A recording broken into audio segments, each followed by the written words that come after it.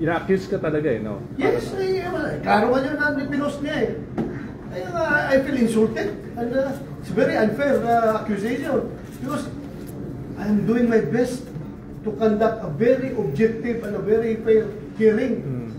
Baka hindi niya gusto na gusto niya yung gusto niya masusunod. No, I am the chairman, I have to run the show. Baka gusto niya na kagad na i-crucify dapat natin yung tao na gusto nilang i-crucify.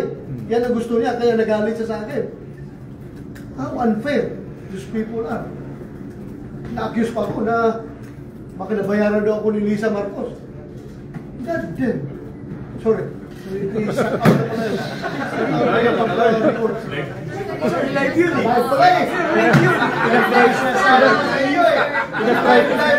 Pina-strike out mo kasi kaya pinaulit namin. Pinipitik mo ako ha. Sige, sir. So sa tingin mo, nagpapagamit siya? May tao behind her? I don't know. Kaya nga siya iniimbitahan ko, next hearing. Iniimbitahan ko siya na pumunta dito para mag-testify. Ha? Pamasahinan ko siya. Gusto niya. Oh, naggastos yung pera yung komite ko. Pamasahin niya. Back and forth. Pero sir, malakas ba yung loob niya? Then out of the country siya, ang dami niya sinasabi na pwede. Most likely. Baka ganun. Napaka-dangerous mo, diba? No, the very fact that ganun na lang niya kung tirahin yung chairman ng komite na nagkakandak ng honest to goodness hearing. Ha? Ganun na lang kung tirahin niya. Why? Because he's outside of the country. She's outside of the country. Wala bang pwedeng gawin? Pwedeng gawin yung consider, hindi lang naman ikaw, pati si Presidente and the President's family. Na, ang dami niya tinitira. As I've said, hindi ako namin personal ng tao. Kahit personal niya ako, still, I will treat her presence in my hearing, in the next hearing, objectively.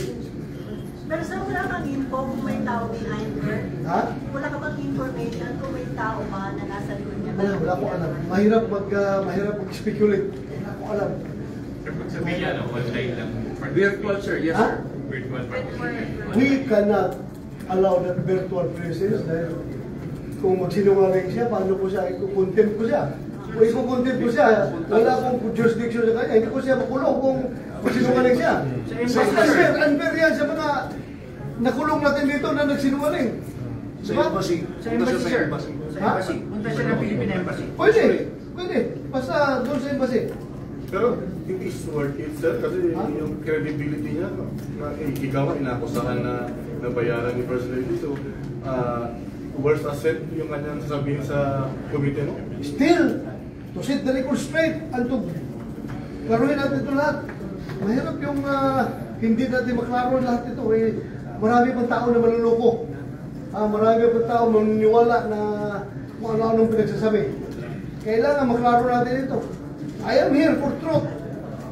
Paano makuha natin yung katotohanan? Wala akong tinatago dito. Sinasabi niyo na takot ako sa Malacanang, na gano'n-gano'n.